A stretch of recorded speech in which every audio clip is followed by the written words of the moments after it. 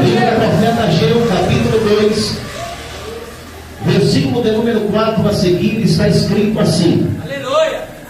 Ora, pois, esforça-te, Zorobabel, diz o Senhor, e esforça-te, Josué, sumo sacerdote, e esforçai-vos, todo o povo da terra, diz o Senhor, e trabalhai, porque eu sou convosco, diz o Senhor dos exércitos. Segundo a palavra que concertei convosco, quando saístes do Egito, e o meu espírito habitava no meio de vós, não temais.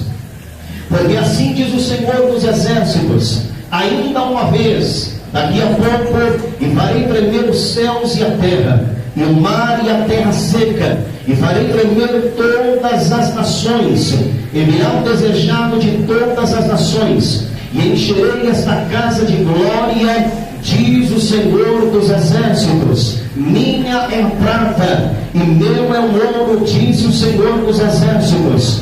A glória desta última casa será maior do que a da primeira, diz o Senhor dos exércitos, e neste lugar darei a paz, diz o Senhor dos exércitos. E dentro disso diga amém. Levanta as mãos aos céus, a espada do Espírito, e diga assim comigo: Senhor Deus, fala comigo, através da tua palavra.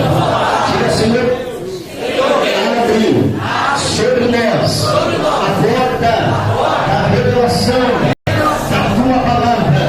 Diga, Senhor Deus, leva agora cativo o meu coração, o meu entendimento, para ouvir a tua voz nesta noite, no nome de Jesus. Diga amém. Tomai assento, desenvolva as vossas mãos, dê uma bela salva de palmas a Jesus.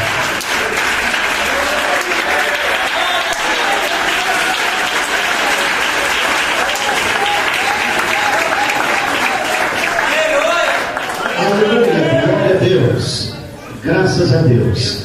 Queridos e amados irmãos em Cristo Jesus, senhoras e senhores, todos que aqui estão presentes nesta noite, a Bíblia Sagrada diz que brotou um desejo no coração do rei Davi, segundo Samuel capítulo 7, de levantar um templo para o Senhor. O propósito de Davi era levantar este templo para colocar a arca do Senhor, que até então estava debaixo de cortinas. Deus não permite que Davi levante este templo, mas Deus revela a Davi que a sua semente, ou que através da sua semente, levantaria este templo para a arca do Senhor.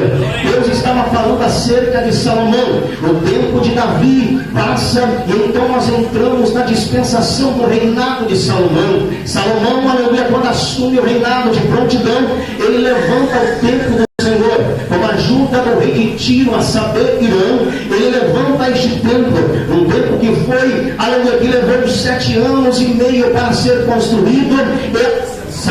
A Bíblia Sagrada diz que então Deus, a glória do Senhor, se manifestou neste templo, se manifestou dentro desta casa, porque a Bíblia diz que os sinais, aleluia, da aprovação do Senhor é o fogo e a glória. E na inauguração do templo, a glória do Senhor descendo sobre o templo que Salomão havia levantado. Mas os dias passando, os meses vão se passando, os anos vão se passando, e diz a Bíblia que houve então uma divisão entre o povo de Deus, 10 tribos para um lado, 2 tribos para o outro, e o povo agora vai se corromper, vai virar as costas para o Deus que fez os céus e fez também a terra, e o Senhor Deus vai entregar o seu povo na mão de Nabucodonosor.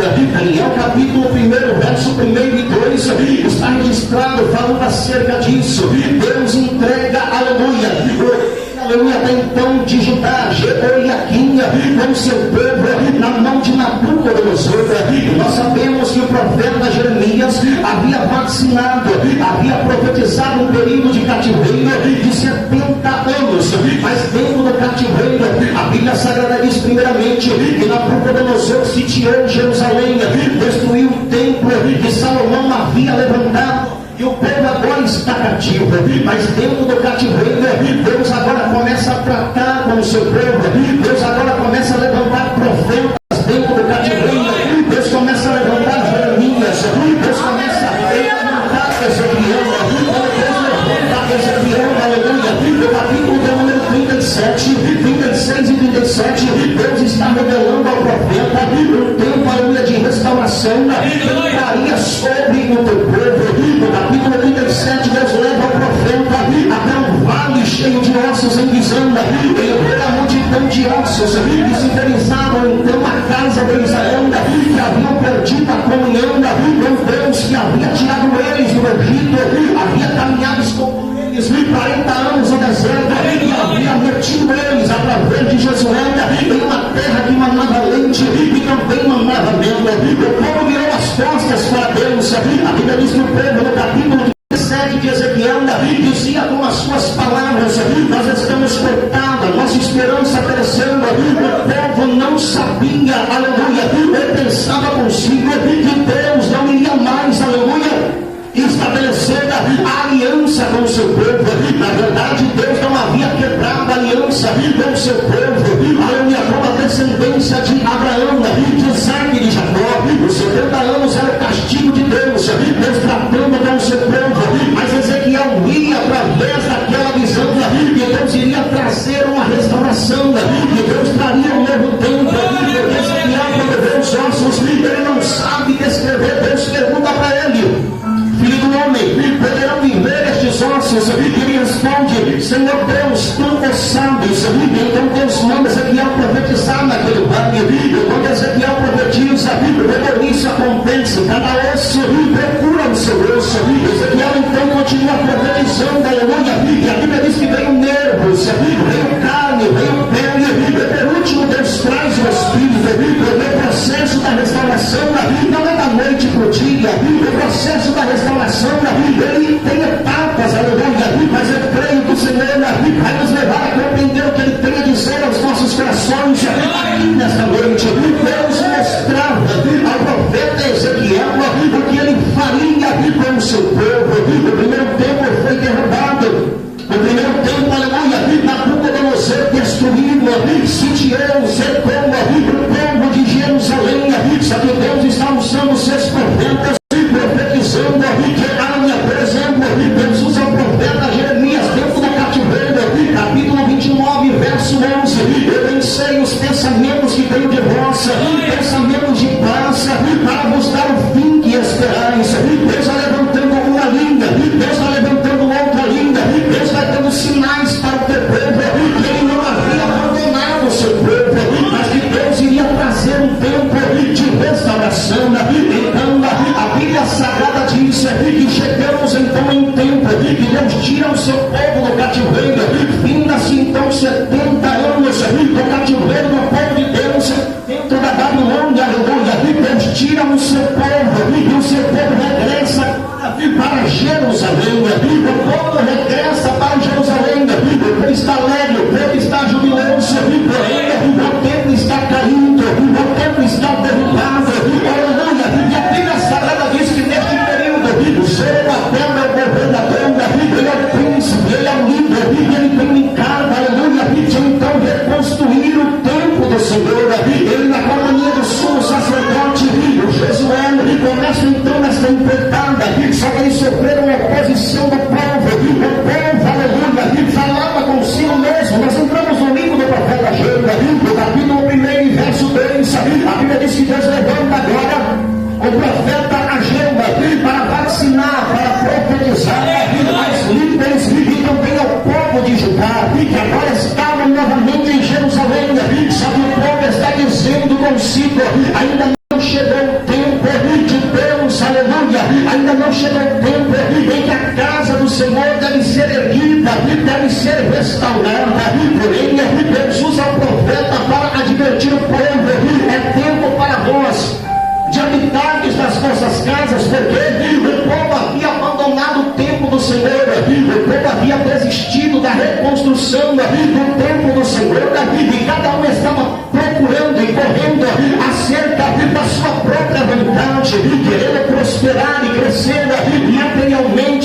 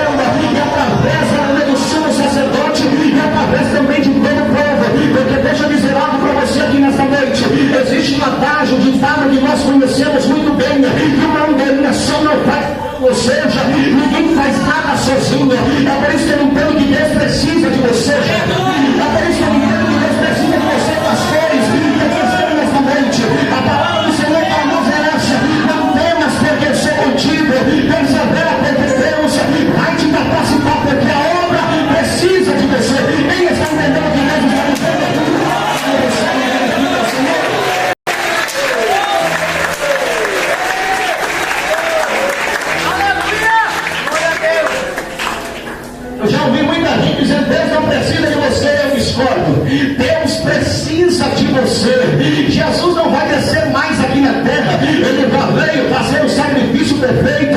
Ele já morreu na cruz do Calvário. É por isso que eu entendo que Deus vai levantar vidas que estão caídas aqui nesta noite, sem expectativa da vida, não consegue enxergar um novo horizonte. Mas Deus te trouxe aqui nesta noite para dizer: tem jeito sim.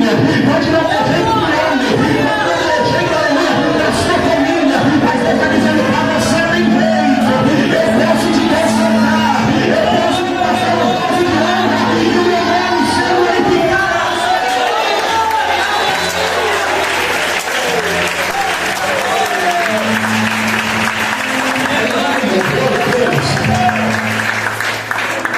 Deus começa a tratar com este povo, porque veja bem, Deus não nos tira de um cativeiro, Deus não nos tira do Egito, Deus não tirou o povo do cativeiro da Babilônia para o povo viver a sua vida. Este povo é um povo escolhido, e um povo escolhido tem que entender que foi chamado para adorar a Deus. E quando nós entendemos isso, nós renunciamos à nossa própria vontade. Quando nós entendemos isso, nós, aleluia, não deixamos de cumprir com os nossos deveres na obra e na casa do Senhor. Cada um está correndo a sua própria vontade, fazendo o seu querer. Só que Deus está tratando com o povo. Deus está usando o profeta no capítulo 1. Vocês estão semeando muito. Vocês trabalham bastante, plantam bastante, mas quando vocês vão colher, vocês colhem um pouco. Vocês comem, mas vocês não se fartam. Vocês bebem, mas vocês não se saciam. Vocês se vestem, mas ninguém se aquece. E quem recebe salário no saco furado. E Deus, usando o profeta Ageu, está dizendo, fazendo uma pergunta: por que causa?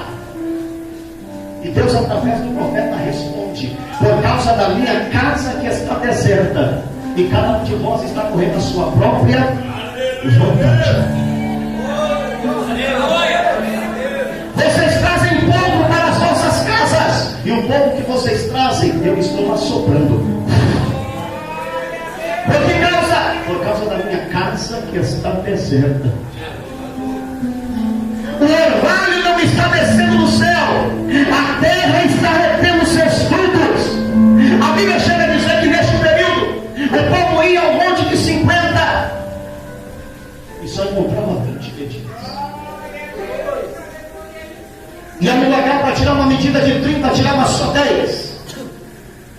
Deus estava tratando com o povo, tentando chamar a atenção do povo de alguma forma. E o povo não está entendendo que o tempo não é de fazer a sua vontade. O povo não estava entendendo que o tempo não era de fazer o seu palácio. O povo não estava entendendo que não era hora de trabalhar ou ficar fazendo hora extra, porque Deus estava de frente com o povo. A luta do povo era contra Deus. Era Deus que não estava permitindo que o povo prosperasse, para que o povo entendesse que era tempo não de fazer hora extra, e não era tempo de correr a sua própria vontade, mas que era tempo de trabalhar na casa do Senhor.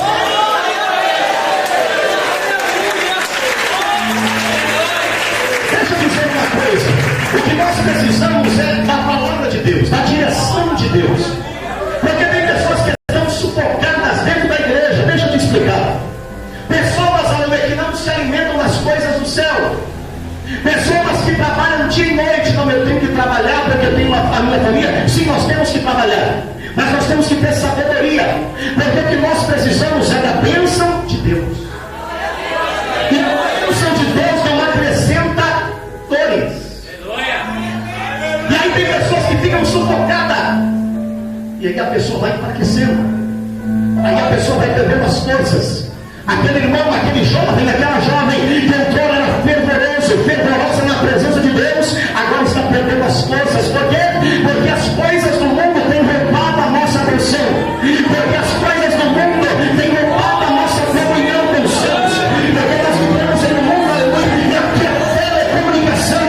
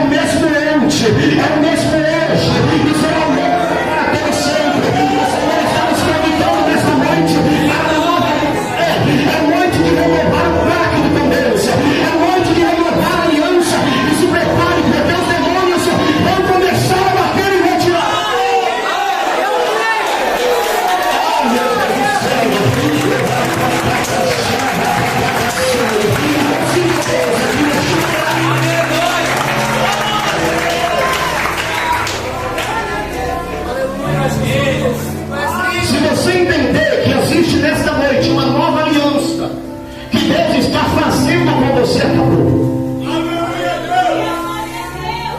Eu entendo através dessa palavra que o Senhor traz aqui diante de pessoas uma nova oportunidade. Deus está dizendo, não é para deixar para amanhã, não é para deixar para a semana, não, eu vou pecar mais um pouquinho hoje, eu vou fazer mais uma coisinha hoje, amanhã, daqui uma semana, eu me concentro essa oportunidade hoje.